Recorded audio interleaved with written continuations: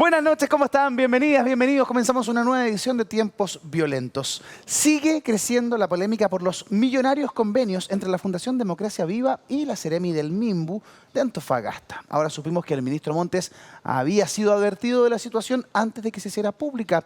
Lo mismo que el presidente de la Cámara de Diputados y Diputadas, Vlado Mirosevic. A tal punto ha llegado esta historia que la Contraloría ofició al Ministerio y la Fiscalía está investigando posibles delitos. En otra área de la información hay un problema que se está haciendo cada vez más grande, la famosa Visa Waiver. Tambalea y estamos en serio riesgo de perderla. Todos los detalles en esta edición del programa. Bienvenidas y bienvenidos. Lo más importante, deben haber ciertos responsables políticos. Y en ese sentido, después de la denuncia que hicieron los trabajadores, hoy día sabemos que la subsede de vivienda recibió esta información. Así es que hoy día, si no es ella quien deba asumir la responsabilidad, el costo político de lo que esto significa de no haber sido acuciosos buscando información, es el ministro Montes quien debe asumir esta responsabilidad.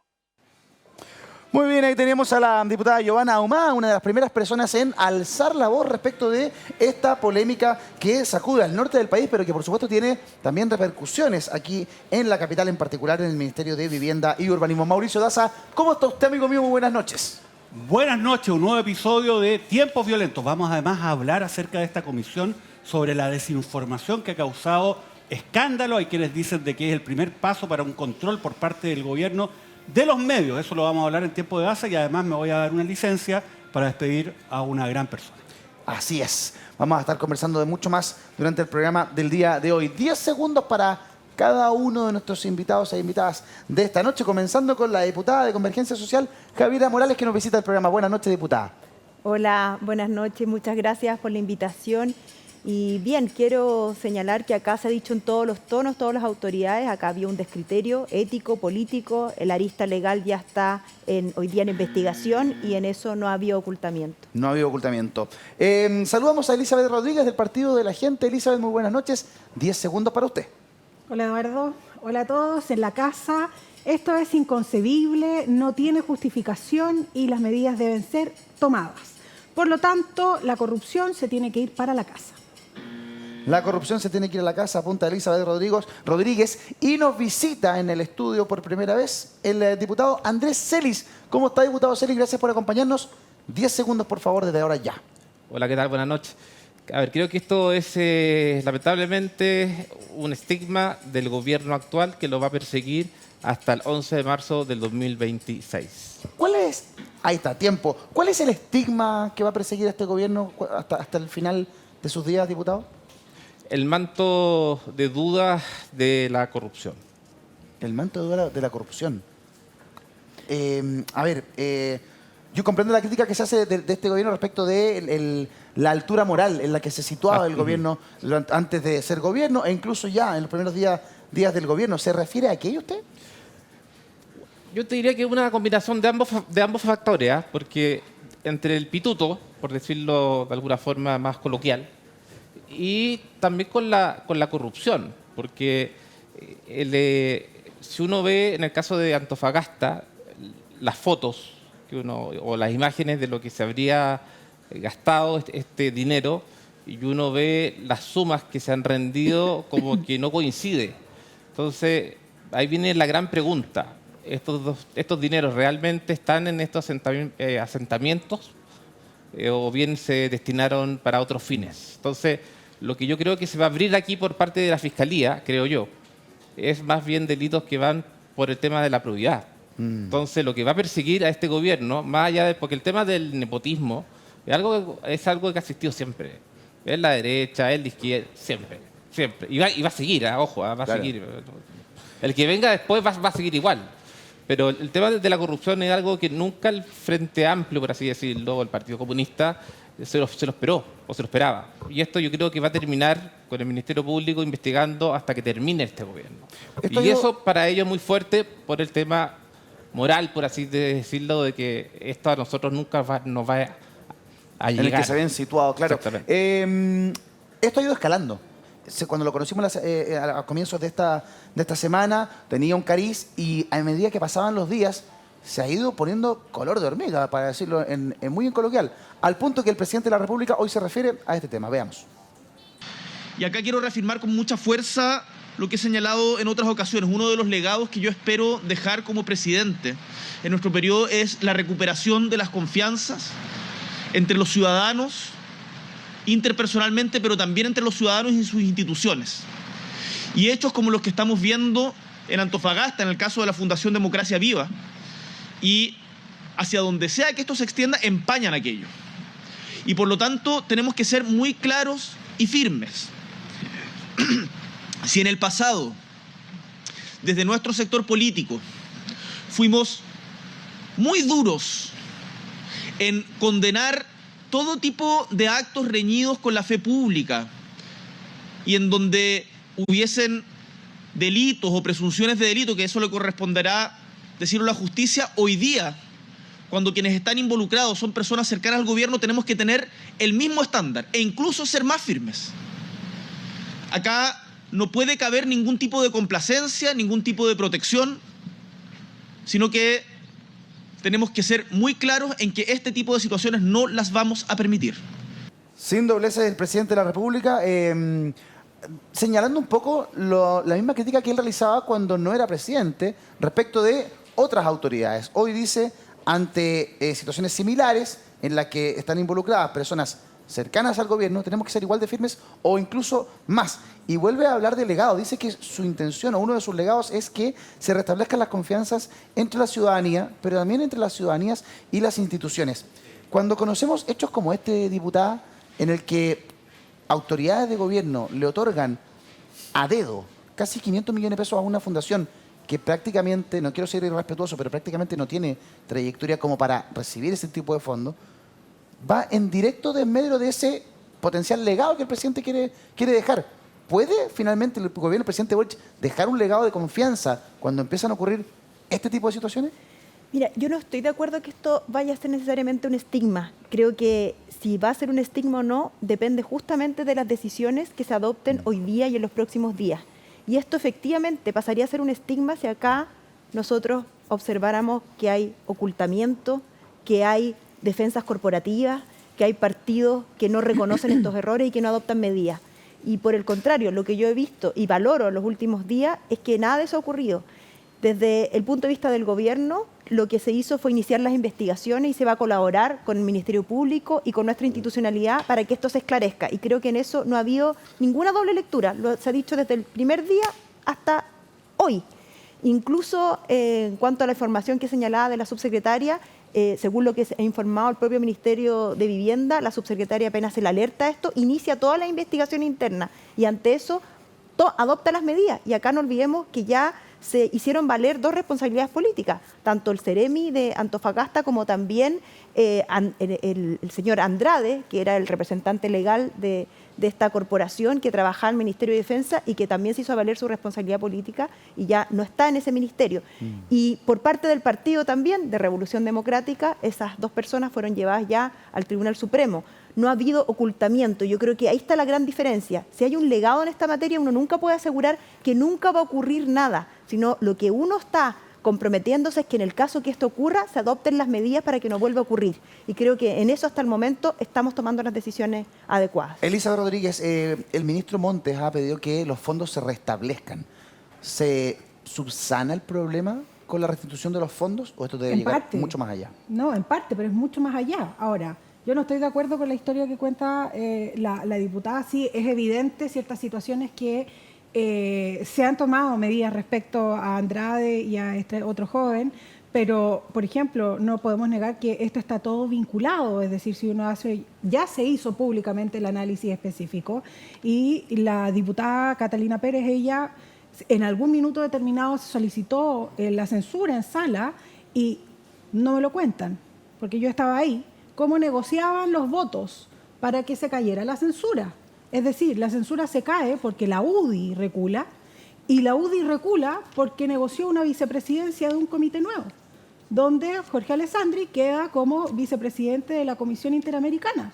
Entonces, acá estamos, esto va mucho más allá y va mucho más allá en política y esto es grave, gravísimo, porque estamos evidenciando hechos de corrupción donde nuevamente el partido de la diputada Catalina Pérez y el grupo de amigos que ellos tienen han demostrado la ineptitud y la incongruencia con su propio discurso, donde ingresaron a este sistema con un discurso testimonial salomónico, donde todos eran corruptos menos ellos, y lo que estamos evidenciando actualmente es que las reacciones es para ponerse el parche en la herida. Hay una arista que hemos conocido el día de hoy a partir de una entrevista que otorga el senador Latorre de Revolución Democrática en Radio Concierto, en el que él mismo plantea que el ministro Carlos Montes estaba al tanto de esta situación, que había sido advertido, cosa que también había sido advertido por el presidente de la Cámara de Diputadas y Diputados, Vladimir Milosevic,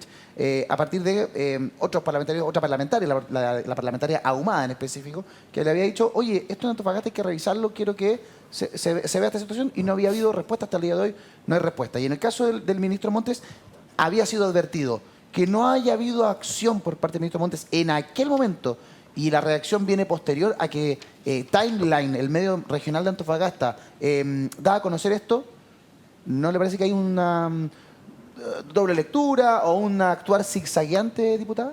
Yo, a ver, en esto hay que ser muy responsable, más allá de lo que uno pueda decir que sabe o no sabe, acá hay que referirse a la información oficial, y según yo entiendo, el Ministerio de Vivienda fue bastante claro y señaló que desde el momento en que la subsecretaria, que es a quien se le informa vía correo electrónico de que habían ciertas apariencias de irregularidades, ella adopta todas las medidas internas dentro del ministerio. Yo en eso no puedo asegurar si el ministro conocía o no conocía, me imagino que eso quedó a cargo de la subsecretaria, y ella inicia esos procedimientos que hoy día están en su curso. Esta entrevista que da el senador Latorre la da muy temprano en la mañana en Concierto, y luego, en horas de la tarde, el propio ministro Montes refuta aquello y dice que está equivocado el senador de Revolución Democrática, que eso no es como lo está planteando él, pero queda al momento la duda. De hecho, ahí está, mira, se equivocó la declaración del ministro Montes por dicho de Latorre sobre democracia viva. Entonces, aquí hay una versión contrapuesta, así que si usted quiere, hasta el momento. El ministro de Vivienda, Carlos Montes, aseguró que Juan Ignacio Latorre, de Revolución Democrática, se equivocó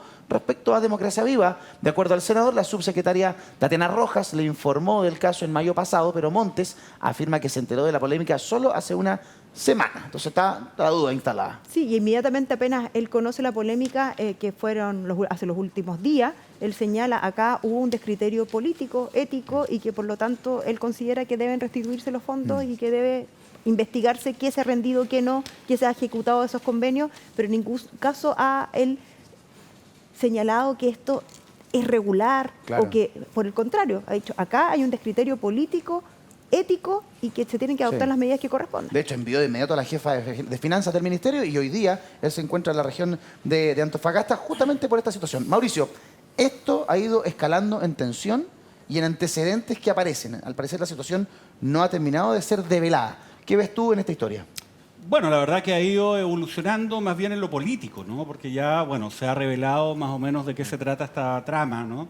Respecto de, ojo, la asignación directa, sin licitación, a partir de un pago completo de 3 convenios por 426 millones de pesos a una fundación para realizar labores en Antofagasta, a pesar que está domiciliada en Ñuñoa, y que fue creada, yo decía en programas anteriores, 2 años de antigüedad, no tenía 2 años, tenía meses de antigüedad, ¿no? Y esto en un contexto en que también se denuncia que antes de que se hiciera el traspaso de estos fondos, lo que ocurrió es que se creó un programa espejo en el Ministerio de Vivienda y Urbanismo a un programa que ya existía en el Servio, ¿no? Y es precisamente este programa, el Ministerio de Vivienda y Urbanismo, quien asigna estos dineros a autoridades del Ministerio de Vivienda y Urbanismo que correspondían todos a al grupo, ¿no?, de la diputada de Revolución Democrática por la zona, ¿no? Y finalmente hay que decir de que esta fundación está involucrada, como ya se sabe, a la pareja de la diputada, militante de Revolución Democrática, y el que asigna los recursos finalmente fue un militante de RD, que era el ex Ceremi, ya a esta altura, de vivienda, del Ministerio de Vivienda y Urbanismo. Ahora, el punto es que, claro, esto puede ir al tema político, porque ¿qué es lo que ocurre? Esto se devela a partir de un correo electrónico fecha 2 de mayo por la Asociación de Funcionarios del Servio. Y esto fue enviado a la subsecretaria Tatiana Rojas, que también es de Revolución Democrática, ¿no? Entonces, ¿qué es lo que se dice? Oiga, ¿sabe qué? Aquí hay una responsabilidad política de la subsecretaria. ¿Cuál es la respuesta? Que hemos escuchado también hoy día. Es que ella recibe esto e inmediatamente lo remite a distintas personas para que se investigue. Entonces, obviamente, frente a la presión, ¿no?, de hacer efectiva una responsabilidad, supuesta responsabilidad política de la subsecretaria de RD, ¿sale quién? Sale el senador Latorre, de RD, que entiendo que es presidente además del partido, a pegarle ¿a quién? Al ministro, ¿no? Y recordemos que además el Partido Socialista igual ha tenido por lo menos, ¿no?, cierto tipo de reacciones frente a las declaraciones de Latorre de las últimas semanas. Entonces ahí hay una tensión. Bueno, y esto nos lleva de nuevo a la reacción, ¿no? Efectivamente, frente al discurso histórico del Frente Amplio, esto pega de todas maneras y causa un costo. Ahora, ¿cuál es el porte del costo, ¿no?, y si esto va a trascender o no? Efectivamente va a depender de cuán clara sea la respuesta por parte del gobierno, ¿no?, para poder reaccionar de una manera que sea eficaz, ¿no?, y que le comunique a la ciudadanía de que acá no hay una operación para encubrir, para tratar de disminuir, ¿no?, o bajarle el perfil a esto. Claro que no ayudan estas peleas entre el presidente de RD, ¿no?, y el Partido Socialista, además atacando a Carlos Motta, que es un ícono, ¿no?, histórico del partido, y también uno de los pilares, digamos, del gobierno, ¿eh? Ojo, porque es un pilar político del gobierno. Sí. Bueno, entonces esto habrá que ver. Lo que sí, yo creo que el presidente Boric tiene que empezar a reflexionar sobre hablar permanentemente de su legado. Lleva 1 año y medio y todo indica que su mayor legado va a ser entregarle la banda presidencial a Kast. Wow, vamos a ver si eso ocurre o no, pero estoy de acuerdo respecto a la crítica del tema del legado. Ahora, sobre la historia de Antofagasta han habido muchísimas reacciones. Algunas de ellas las revisamos en el Tiempo Digital.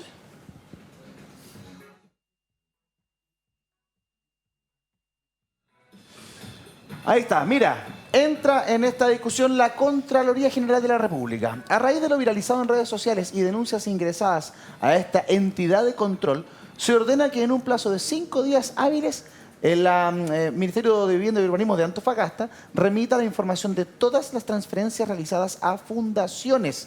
Esto lo publican el día de hoy, a eso de las 2 de la tarde.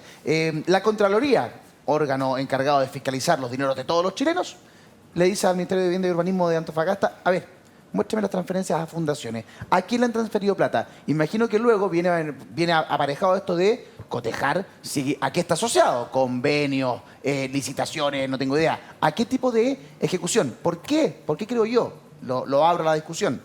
Porque luego de conocerse lo de la Fundación Democracia Viva, empiezan a conocerse otras fundaciones que también se han visto beneficiadas con planes del Ministerio de Urbanismo. Y ahí yo creo que caemos en algo que es bien delicado. Porque así como hay fundaciones como Democracia Viva, que yo no voy a juzgar si es buena o mala, pero que tiene una corta trayectoria, ¿cierto? Que uno no sabe bien a qué se dedican. Hay otras fundaciones de larga trayectoria, de dilatada trayectoria, de seriedad comprobada a través de muchos trabajos en muchas partes del país, que también se ven salpicadas. Y eso genera daño. No solamente a esas fundaciones, sino que a lo que apuntaba el presidente, a la confianza. Cuando todas las fundaciones quedan miradas raramente, cuando todas las instituciones quedan miradas raramente y la ciudadanía dice, ¿qué es esto? ¿Esto es raro? ¿Esto es feo? ¿Esto está podrido? ¿Aquí hay corrupción? No, hay que saber hacer la distinción, me parece, diputado. A ver, yo creo que el presidente Boric, si quiere un poco avanzar en esto, que va a ser casi imposible, pues yo quiero adelantar que se va a abrir otra polémica con la Corporación 2023 de los Panamericanos. Ahí viene otro escándalo que es de verdad de un nivel que los va a sorprender. Los va a sorprender. ¿Sí? Yo creo que se va a saber de acá a unos 3-4 días más. ¿Maneja algún antecedente, diputado? O sea, los antecedentes ya están en conocimiento de la Contraloría y lo más probable que en el Ministerio Público ya está empezando a conocer. ¿Tienen que ver con qué principalmente? ¿Manejo de dinero? Tratos directos. Hay varias, prefiero que... ¿Hay varias aristas? Varias aristas, pero ya está en conocimiento de la Contraloría, ya está. Ya está, pero es de verdad escandaloso, o sea... pero ya lo van a conocer. ¿Y donde aparece nuevamente en ¿Pero personas... viene de la administración del presidente Piñera? ¿Viene en esta administración? viene desde el 18 de marzo, si bien recuerdo, 18 de marzo del 2022. Ya, o sea, llevaba días el gobierno. Lleva días el gobierno, exactamente. Ya. Exactamente. Ok, Exactamente. ya. Pero- Usted dice que lo de los panamericanos se va a comer la atención respecto de los Antofagasta. No, pero va a ser otro Va a dato. ser uno más. Otro, Sí, a otro ver. más. A ver, Eso es. diputada. Sí, yo creo que en esto Sí. hay que hablar directamente y contar la información con la que uno cuenta. A ver, primero yo quiero destacar, pero no tampoco valorar, porque creo que ese es el estándar que se está tratando de poner. Si acá uno no puede asegurar que nunca va a haber problemas, que nunca van a haber conflictos de intereses, sino lo que uno se la juega es cómo uno responde, qué es lo que se hace cuando uno observa o se presentan estos conflictos de intereses o estas complejidades. Primero, creo que en el gobierno acá no han habido doble lectura. Se iniciaron las investigaciones, se está cooperando con el Ministerio Público y además se hicieron valer hasta el momento las responsabilidades políticas correspondientes tanto del CEREMI como del representante legal de la corporación. Por parte del Ministerio Público esto está avanzando, ya tiene un fiscal, entiendo, quien va a liderar la investigación en Antofagasta. Por parte de los partidos políticos, más allá de declaraciones de uno u otro, yo me quedo sobre todo con lo que señalaron hace un par de días los presidentes de los 3 partidos del Frente Amplio, tanto de Revolución Democrática como de Convergencia Social como de Comunes, de que acá se va a llevar a estas personas ante el Tribunal Supremo, que ya se está haciendo, incluso hay presión ahora porque haya no solo una suspensión de su militancia como ya hay, sino que también se vayan prontamente en caso que esto se acredite fehacientemente. También la Contraloría, vemos nuestra institucionalidad funciona, ya pide los antecedentes y yo espero que en los 5 días esto se cumpla. Y también los parlamentarios y parlamentarias, todos. Acá no hay nadie escondiéndose ni tampoco haciendo defensas corporativas, sino que acá estamos entregando la información y respondiendo. Y creo que eso, más que valorarlo, eso yo creo que se refiere al presidente. Ese es el estándar que uno esperaría de cualquier gobierno, de cualquier instancia, de cualquier Claro. Diputada, partido en lo político. anímico, en Y la interna. Por ¿Cómo supuesto que golpea esto esto el Frente golpea. Amplio? Porque claro, Pero por efectivamente, supuesto que golpea. Lo hemos conversado antes, el diputado Celi lo saca a relucir. Resonan muy fuerte las palabras del propio ministro Jackson en su momento, cuando habla de la altura moral. Hay una comparación con la generación política anterior y es un discurso que tuvo muchísimo eco en campaña sobre todo. Por Y hoy día uno ve supuesto. que aparecen maniobras, movimientos que son asociados a la, comillas, ¿no?, mala política o vieja política. Sí, por supuesto, yo no voy a negar que esto golpea anímicamente y que ante eso lo que más solicitamos todos es que todo esto que les comentaba antes se materialice, se dé respuesta, no hayan defensas corporativas, no haya nadie acá saliendo, oye, no, mejor relativicemos esto, tampoco hemos hecho teoría del empate, yo por lo menos no he escuchado ninguna vocería del Frente Amplio diciendo, sí, pero esto no es tan grave como lo que ocurrió, no, en ningún caso, acá estamos de frente diciendo en la cara a la gente, en los medios de comunicación, que acá si hay un error se va a investigar y se están tomando las medidas. ¿Usted ha conversado con la diputada Pérez? Sí, he conversado con ella porque estuvimos, como bien señalaban hace 2 días atrás, en el Parlamento acompañándola cuando ella suspendió su participación en la mesa con el objetivo de que la censura, porque la censura no era solo a su cargo, la censura implicaba que se caía la mesa por completo. Y esta mesa termina su periodo en 2 semanas más. Entonces, yo en eso comparto la decisión que adoptó Catalina Pérez, la diputada, de suspender para que ya el próximo lunes, porque la próxima semana es distrital, pero cuando volvamos, ella presente su renuncia junto al diputado Mirosevich y comience de nuevo la elección de una nueva mesa. Y la última, antes de cambiar, ¿usted confía en lo que plantea ella, que no tenía idea de esta situación? Sí, hasta el momento yo no cuento con ningún antecedente por el que tuviese que desconfiar de eso. Ya. Y en cuanto a lo de la corporación, a mí creo que es importante la Corporación 2023, que es la encargada de organizar los Panamericanos. Perfecto, ya. Yo en eso cuento con la misma información, diputado, no sé si usted tiene otra adicional. Acá hay cuestionamientos de la Contraloría, pero desde el año 2019. Acá las rendiciones año a año han tenido complejidades y entiendo que en eso se está trabajando y que por eso también cambió la dirección ejecutiva de la Corporación 2023 hace un par de semanas atrás. Renunció, de hecho, hace 3 semanas atrás la directora ejecutiva, Iana Cunasa, ¿no? Cunasa. Renunció. Ha sido muy complejo el tema de los Panamericanos desde la administración pasada, ¿cierto? Con renuncias, con problemas políticos, con problemas de financiamiento. La última directora que fue designada por la ex ministra, digamos. Por la ex O ministra. sea, por el directorio que asumió con este gobierno. Digamos. Perfecto. Pero bueno, pero véanlo y ahí van a tener mayor antecedente. Perfecto. Denme un segundo, quiero conocer la opinión de Elizabeth Rodríguez respecto a lo que estamos hablando, igual que el diputado Celis, pero está en línea, esperando a esta hora de la noche, el editor del medio Interferencia, don Andrés Almeida. Andrés, buenas noches, ¿cómo estás? Gusto saludarte. Hola, ¿qué tal?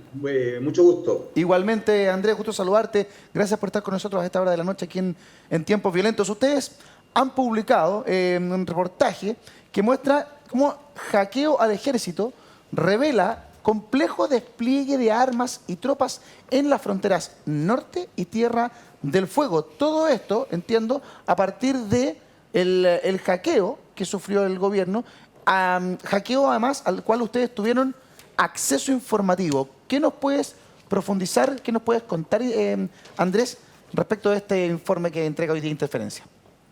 Bueno, yo lo primero que creo que hay que decir con respecto a este tema es que estamos ante una situación bastante grave, incluso yo diría gravísima, ¿no? Hemos consultado ex autoridades del mundo de la defensa, expertos, y realmente pareciera que es un hackeo importante que revela información muy sensible.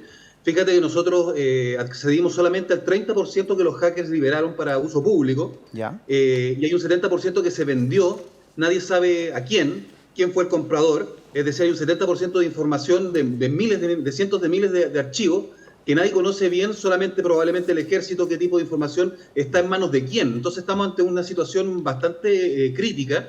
Nosotros hicimos un esfuerzo de revisar esa documentación a través de búsqueda por palabras clave, y nos fuimos dando cuenta de que hay documentos realmente sensibles. O sea, lo que estamos mostrando nosotros es solamente la punta del iceberg, ¿no? En el cual se muestra, por ejemplo, en el caso de la revisión que nosotros hicimos, de los primeros temas que estamos sacando, ¿ya? Cómo cualquier persona puede acceder a los datos de despliegue logístico del ejército, tanto en Tierra del Fuego, a propósito de ejercicios que se hacen con cierta habitualidad para simular situaciones de enfrentamiento, pero que de todas maneras esos ejercicios te van mostrando cuántas tropas se despliegan, en qué lugares, cuántos recursos. O sea, es una información que es absolutamente clave, y aún más grave, porque con Argentina en realidad esos son ejercicios por ahora súper hipotéticos, pero mucho más grave me parece a mí, que se revela todo el despliegue logístico del ejército en la zona norte, ¿no? Claro. Tenemos documentos de 2020 que muestran cómo se está moviendo el ejército y todo el dispositivo logístico, lo cual no es por Perú y Bolivia, sino porque eso ¿Andrés? se transforma de alguna manera en un manual para evadir el ejército de la frontera, Claro, con la crisis migratoria. Me gustaría recordarle a la gente que nos está viendo a esta hora de la noche que esto ocurre a partir de lo que sucedió el día viernes 26 de mayo de este año, cuando el ejército sufrió este ataque de un ransomware. Lo conversamos aquí en el programa con expertos en informática, y cuando la reacción institucional fue decirle a sus funcionarios: nadie prende el computador, computadores apagados. Estuvo 3 días la institución con los computadores apagados, y se decía que el principal daño estaba en la intranet del ejército. Y sin embargo, lo que usted nos cuenta, Andrés, es que ustedes han tenido acceso al 30% de 360.000 documentos, entre los cuales se conoce los movimientos estratégicos del ejército en la frontera norte y la frontera sur de nuestro país. Eso es gravísimo. Es una falla, una filtración de información sensible que un país no debiese permitirse. ¿Qué más? Y además nos dice un dato importante: el 70% de esto no es que esté perdido, el 70% fue vendido. No se sabe a quién. Bien. Yo espero que haya sido el ejército el que lo compró, porque muchas veces actúan así estas organizaciones criminales, secuestran la información y tú pagas, en el fondo pagas por tu propia información. Yo espero que sea el ejército el que haya comprado eso, pero si no, en realidad estamos a merced del cibercrimen, del crimen organizado, y probablemente también, esto lo decía uno de los expertos que nosotros entrevistamos en el reportaje, esto es un festín para las potencias extranjeras que también pueden ver varios niveles más del libro de defensa, ¿no? Que tú, en el libro de defensa, tú sabes cuánto tiene cada país, cuántos tanques, cuántos helicópteros, cuántas tropas, pero lo que nunca se conoce es la logística, cómo las dispones, cuántas tropas tú caminas hacia allá. Entonces es un nivel de información absolutamente que desarma una década, decía nuestro experto, ¿no? Una década de información de construcción de un sistema de seguridad, por lo menos en el norte del país, y que quedas a merced no de ejércitos de países vecinos, eso está lejos todavía de suceder, pero lo que sí está muy cerca es el tráfico, y el tráfico de personas, el tráfico de armas, el narcotráfico, y eso de alguna manera tú puedes suponer con cierta seguridad que va a caer en manos de delincuentes del crimen organizado, que van a mejorar su manera de enfrentar todo el esquema de seguridad que el ejército está desplegando en el norte. Claro. Entonces es realmente muy grave. Usted mientras nos comentabas, Andrés, estábamos revisando algunas de las capturas de pantalla del reportaje que ustedes pueden ver en interferencia.cl y se ven diagramas con información. Mira eso, los archivos completamente detallados por carpeta de personal, luego de documentos de años anteriores. Hay información respecto de el plan enlace, ¿cierto? Planillas con aprobación, ¿no? O sea, hay aranceles, hay información muy sensible. Luego, descripciones de lo que hace el ejército o de los planes del ejército. Esto es secreto, diagrama de situación fronteriza de la VIDE. Perú, Chile y Bolivia, con los kilómetros de extensión entre cada una de esas fronteras, los despliegues de nuestro país ahí. Otra información que es secreta, Ejército de Chile, 6ª División, con quienes realizan esto, quienes ordenan eso, cuando se actualiza. Es un estudio de seguridad militar del cuartel general de la VIDE. Hay muchísima información sensible. Luego, detalle de estacionamientos. Patio de los Naranjos. Esto es el plan de aparcamiento de la escuela militar, no es propiamente tal el Palacio de la Moneda, sino que algo que ocurrió en la escuela militar el año 2022, número de contacto, encuadramiento, tipo de vehículo, marca, modelo, patente, el grado de quién se estaciona ahí, el nombre, el apellido. O sea, de verdad es una radiografía muy profunda de los documentos sensibles de nuestro ejército en tiempos en que vivimos conflicto, además, con nuestros países vecinos a partir de múltiples cosas, entre ellas el fenómeno migratorio, Andrés. Sí, es como tú dices, es gravísimo. Hay información, por ejemplo, de familiares, de personas de la 6ª División en el norte del país. O sea, nosotros, tengo que decirlo, ¿no? Nosotros hemos censurado el contenido, nosotros no hemos publicado nada que pueda ser, digamos, usado por delincuentes y en ese sentido resguardamos la seguridad del país, pero de todas maneras no nos podemos hacer los ciegos ni los sordos respecto a este tema, porque así como nosotros, que somos periodistas, llegamos a esta información, cualquier otra persona puede llegar a hacerlo, ¿no? Es complejo porque tienes que meter en la dark web, pero no es imposible. Entonces, realmente es una señal de alerta que a mi juicio debiese despertar una serie de dispositivos tanto en el Ejército como en el Ministerio de Defensa, y me parece también que las autoridades civiles debieran dar explicaciones. Nosotros hemos contactado a Defensa, ha sido bastante hermético, hemos contactado al Ejército, ha sido bastante hermético.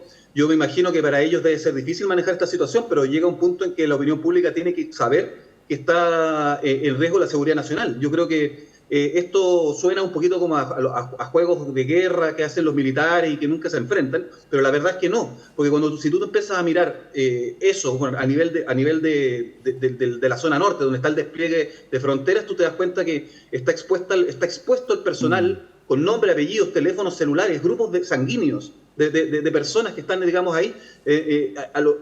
Tú tienes que, seguramente, nos decía un experto, ¿no?, rotar todo ese personal, porque las posibilidades de que sean sujetos de extorsión, atentados, incluso asesinatos es muy grande. Entonces hay una pérdida de activos con experiencia en el terreno muy grande, porque seguramente van a tener que rotar ese personal. Es gravísimo lo que está pasando.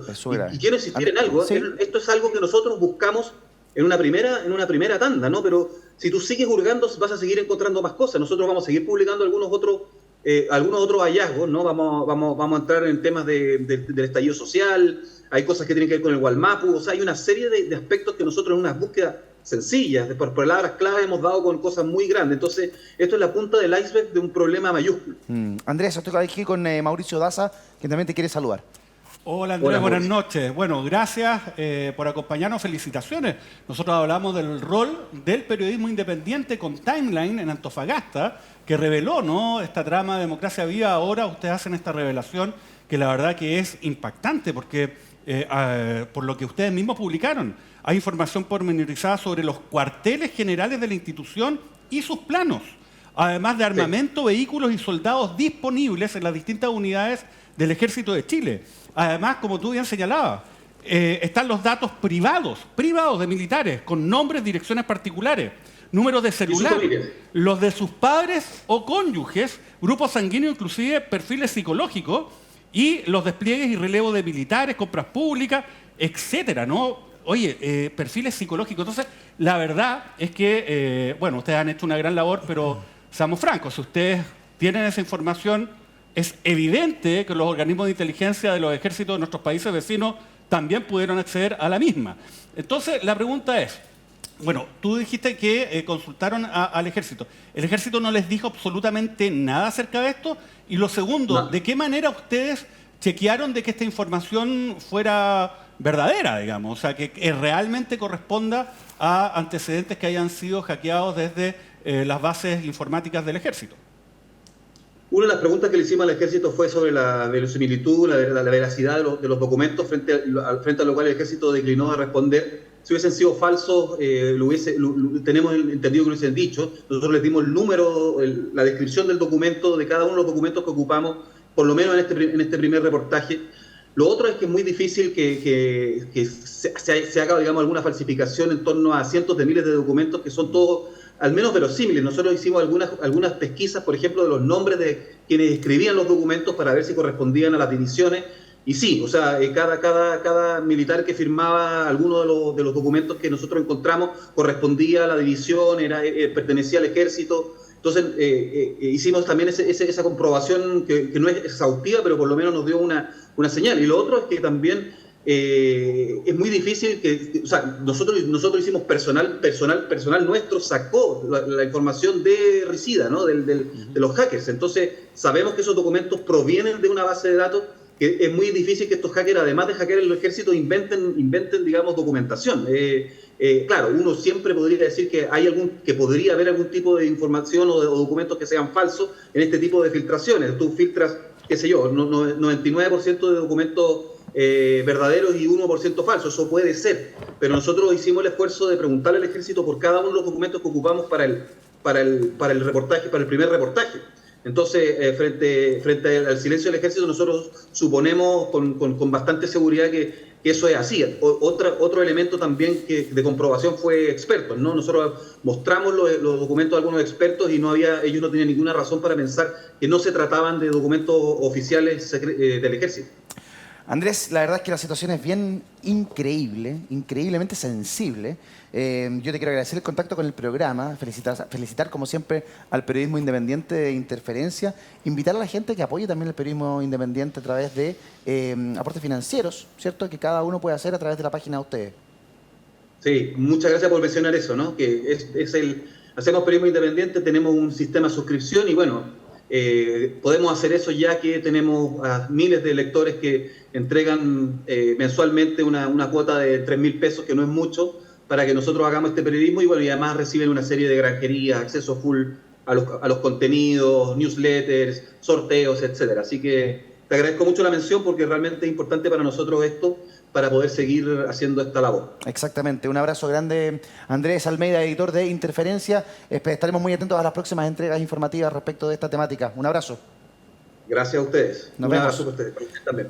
Increíble, ¿eh? Entre los archivos se encuentran estrategias militares ante un hipotético ataque argentino por tierra del fuego y la disposición logística de armamento y tropa en las fronteras de Perú y Bolivia, conforme a los planes de ingreso irregular al país. Diputado Celi, ¿qué le parece? Insólito todo porque todo lo que es la ciberseguridad, más allá del tema del ejército, Banco Estado, por acordarme solamente de otro, pareciera que... Sebastián Sichel cuando pasó esto, justamente lo hablamos. Exactamente. Pareciera que en nuestro país hay un problema bastante profundo de todo lo que es el cautelar la información que está en el ciberespacio, por así decirlo. Pero más allá de eso, yo creo que como diputado, digamos, hay que oficiar y pedirle al ejército que pueda confirmar o no, con carácter de reservado, si esta información es verídica, porque ya que salgan números celulares, es cosa de llamar y si coinciden, claramente es que Claro. Patente, nombre de los padres, el teléfono, grupo sanguíneo. grupo sanguíneo. Incluso habían perfiles psicológicos de algunos de los O sea, eso efectivos es del ejército. súper delicado. Entonces, yo por lo menos me comprometo a oficiar. Lo más probable es que la respuesta me la den con carácter reservado, pero hacerlo, hay que hacerlo. Claro, esa respuesta va a ser reservada, porque los otros documentos ya quizás dónde están. No nos vamos a enterar por la web de la respuesta, si no se haga ningún problema. Daza, querido, Nos te vamos- escucho. Oye, a ver, bueno, hablamos con Sebastián Sichel, ¿no? Y por el tema de Banco Estado, cuando se reveló esto. Esto se revela que hubo un hackeo y que el Ejército de Chile le dijo a todo su personal que tenían que apagar los computadores durante 3 días. Yo me pregunto, ¿cómo afecta eso la seguridad nacional que el Ejército Sí, tenga sí. completamente apagados sus computadores durante 3 días? ¿Sabes lo que me dijeron en ese momento? Me dijeron, no, si esto es más o menos normal, se está actuando bien, es un estándar, no le pasa a Sonda, le pasa al Banco Estado. Oiga, pero perdóneme, el Ejército no es una empresa privada, pues. No, que vende insumos informáticos, que maneja información. No, está a cargo de la Defensa Nacional, entonces el estándar debe ser superior. ¿Y qué es lo que se nos dijo por Sebastián Sichel? Le mando cariño. Y tuvimos ahí una discusión y dije, no, pero si hasta el momento no ha pasado nada, pues. Voilà. Acá está. Resulta que tenemos toda esta información, la cual accedió un medio independiente en Chile. El 70% se vendió. Ahora, no se venden cosas que, o por lo menos nadie compra cosas que no son verosímiles o reales. O sea, también ese es un indicio de que acá hay un antecedente. Pero esta historia no es nueva. Hackeo a los correos electrónicos del Estado Mayor Conjunto. ¿Se acuerdan? Hace un par de años. Sí. Oiga, a ver, el Milico Gate, o sea, un fraude al interior del ejército por miles de millones de pesos, no fue descubierto por la Dirección de Inteligencia del Ejército. Fue descubierto por un periodista, de nuevo, Mauricio Baibel, que reveló esto en un conjunto de reportajes. Entonces, tener gente corrupta en el interior del ejército no solamente es un tema en contra de la probidad, es una falla de seguridad nacional. Porque si una persona es capaz de robar, bueno, también es capaz de recibir un soborno de alguna, entre comillas, potencia extranjera para tener información sensible para la seguridad. Pero voy más allá de la potencia extranjera. Algo lo dijeron acá en la entrevista. Fíjese, ¿a quién más le interesa? Porque ya, puede ser de que no tengamos un escenario probable al corto plazo de una guerra contra Argentina, contra Perú o contra Bolivia, ¿no? A pesar que el ejército tiene que hacer ese ejercicio para ver cuál es la disposición de su personal y cuál es la necesidad de compra de armamento. Pero ya, más allá de eso, con quienes sí tenemos problemas es con el crimen organizado, Así es. con el tráfico de drogas y con el tráfico de armas. Y esa información es útil precisamente para poder, de alguna manera, capturar a personas dentro de estas instituciones, corromper y además eludir los controles que ejercen las Fuerzas Armadas, no solamente en la frontera, tenemos estado de emergencia, estado de excepción constitucional. Exacto, sí. Entonces, esto es realmente grave. Y lo que más me llama la atención es que más allá de este programa, fíjese, usted no lo va a escuchar ni en un matinal, ni en un noticiario, como que esto no se habla mucho, pero esto es de una gravedad, yo diría que es el tema más grave el que hemos tratado durante el último tiempo, ¿no? Y yo creo que ya es necesario darle, ¿no?, la importancia que tiene y que la Cámara de Diputados ejerza su facultad fiscalizadora. Y Mira, súper preocupante por la extorsión. Porque imagínate en un estado que se ha sido de excepción constitucional o en el crimen organizado, si tú extorsionas a gente del Estado o a la gente de las Fuerzas Armadas, es súper peligroso. Mira, Eli, otro de los documentos detallan lineamientos para hacer frente a manifestantes durante el estallido social. ¿Ok? Características y debilidades del ejército y sus armas. En momentos en que estábamos con estado de excepción en la zona macrosur, o que tenemos conflictos para controlar el orden, el tema migratorio en nuestras fronteras, es sumamente sensible. ¿Qué estás viendo tú en esta crisis? Es que sabes algo, Eduardo, y a los que están acá en el panel sentados, a mí me indigna. Este es el legado que está dejando el presidente Boric. El legado de un país en riesgo, con flancos abiertos por todas partes, con un control interno decrépito, porque no funciona, y donde estamos viendo hipotecada la seguridad de la nación porque no ha sido capaz de cambiar a ministros insignes. Presidente, es hora, ¿cuál es la cámara acá? Presidente, es hora de un cambio de gabinete. La ministra no funciona, por lo tanto se tiene que ir para la casa. Y así como usted dice que es necesario y quiere dejar un legado bueno, hágalo y cambie y haga el cambio de gabinete que este país requiere. Esto no da para más. Hace 2 semanas era seguridad, hace 1 semana era salud, ayer fue una fundación Democracia Viva, hoy día la seguridad nacional. ¿Qué más tiene que pasar en nuestro país para que usted abra los ojos? Pero Elizabeth, perdón, ¿cómo podría el presidente haber evitado una cosa como esta en el ejército, si es el ejército el que resguarda su propia información porque tiene tecnológica o cibernética? responsables. ¿Ah? Porque tiene responsables y la responsabilidad no se delega. La responsabilidad la ministra de uno Defensa. lo asume. Ya. La ministra de Defensa, y no solamente, estábamos recordando, tal como dijo Mauricio Daza, el hackeo al Estado Mayor Conjunto. ¿Alguien dijo algo? ¿Hubo responsables? Hasta el día de hoy no se sabe absolutamente nada. Ni de manera secreta, ni reservada, ni nada. Nada. No hubo cambio de gabinete, en el cambio de gabinete, perdón, no hubo un cambio de ministerio, de ministra. Nuevamente estamos visualizando, es decir, esto no es rumor, lo estamos viendo en las pantallas, los documentos que ponen en riesgo al personal de nuestro ejército. Diputada Morales, ¿quiere Ese es el responderle a legado. Elizabeth Rodríguez del Partido de la Gente? Sí, es que la verdad es que yo creo que estos temas, sobre todo cuando están vinculados a la seguridad interna y externa de nuestro país, no son temas que yo creo que uno debiese politizar fácilmente. Yo creo que hay que ser cuidadoso. Acá lo veníamos conversando, acá hay una falla de ciberseguridad en nuestro país, que han tenido otros países también, no lo estoy relativizando. Creo que en esto las instituciones estamos atrasadas comparados con el crimen organizado, comparados con lo que se maneja. Yo recuerdo con este tipo de información, no puedo no recordar estas series como de Mr. Robot, no sé si alguien la vio, que hace unos años atrás, que uno lo veía como algo tan lejano y la verdad es que está ocurriendo. Entonces, ante eso yo, más que hacer esto una disputa política, yo creo que acá hay un compromiso de Estado que hay que adoptar. Hay que saber qué requiere el ejército para lograr más ciberseguridad, esto qué es, nueva infraestructura, presupuesto, es capaz, bueno, se requiere saber, mayor coordinación, qué es lo que requerimos, porque lo que yo, y acá yo creo que tú lo compartes, esto no es un tema que pasó hoy día o ayer, esto es algo que está ocurriendo hace tiempo en diversas instituciones estatales y no creo que con un cambio de una ministra esto se resuelva, sino que más bien yo creo que en esto hay que ponerse serio, ver cuál es la forma de entregar acá mayores certezas y seguridades, porque efectivamente, como bien los decimos acá, se ha puesto personal en riesgo y también la seguridad interna y externa con nuestra relación que tenemos hoy día muy compleja con Bolivia y Perú por el control de las fronteras y con Argentina obviamente compartimos esa enorme isla Tierra del Fuego y es importante saber que si estamos efectivamente ahí seguros. Sí, Daza, te escucho. Sí, a ver, yo no estoy de acuerdo con Elizabeth, sí respecto a la gravedad del hecho, pero uno no puede transformar todo en algo para lanzarle al presidente de la República, porque eso es, al final, es malo el interés que uno pretende resguardar.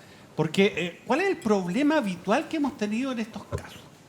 Que se deriva la responsabilidad política y no hay un escrutinio al interior del ejército, ¿no? Entonces, claro, le echamos la culpa al presidente Boric, al ministro. Oye, pero ¿qué pasa al interior del ejército donde en rigor está radicada esta responsabilidad? Porque no es el presidente de la República el que esté cuidando los servidores del ejército, ¿no? Ni la ministra de Defensa, es el ejército, ¿no? Incluso sus unidades de inteligencia, ¿no? Que tienen un financiamiento, tienen además atribuciones para hacerlo. Entonces, si nosotros llegamos y a la rápida le decimos, no, esto es culpa del presidente Boric, ¿qué es lo que hacemos? Desviamos la atención donde debiese estar. Ahora, tampoco se le puede echar la culpa al presidente Boric de un fenómeno que viene de hace rato, porque no fue al presidente Boric que se le fue, ¿no?, en su gobierno a la DINE el detectar el mega fraude del ejército, que venía de hace harto rato. Ahí hay un problema, ¿no? Lo mismo respecto al hackeo del Estado Mayor Conjunto. Lo mismo respecto de la denominada Operación Topógrafo, ¿no? Donde resulta de que el general a cargo de la Dirección de Inteligencia del Ejército estaba falseando información y se puso de acuerdo por lo que es la imputación con un ministro de Corte de Apelaciones para además falsear, ¿no?, los antecedentes que registraban que se estaba, eso es lo que decían, básicamente interceptando comunicaciones de espías bolivianos. Resulta que era un conjunto de periodistas, o personas que eran denunciantes al interior del ejército de denuncia. Entonces, insisto, transformar esto en un tema político, ¿no?, Y echarle la culpa a la rápida al presidente de turno es un flaco favor a lo que debiese ser un problema de Estado que da cuenta de una falencia estructural en cómo funciona la inteligencia militar en Chile. Replique Elizabeth Rodríguez si lo desea. Absolutamente y de manera rápida. No podemos tampoco relativizar quién tiene la autoridad en este momento. En este momento tenemos un presidente y una ministra que no han hecho la pega. Yo puedo entender que el presidente tiene tantas carteras y tantas responsabilidades que, claro, no puede estar pendiente de los servidores, pero tiene una ministra que sí, y tiene un ejército que también, y que si hay un problema que se está visualizando de antes y que durante este año ya tenemos 2 eventos graves, y no se ha hecho absolutamente nada, sino que reaccionar, es decir, el problema de Estado es mucho mayor. Y por lo tanto hay que asumir las responsabilidades de la ineptitud. Nos separamos un instante, regresamos de inmediato con más Tiempos Violentos aquí en Vía X.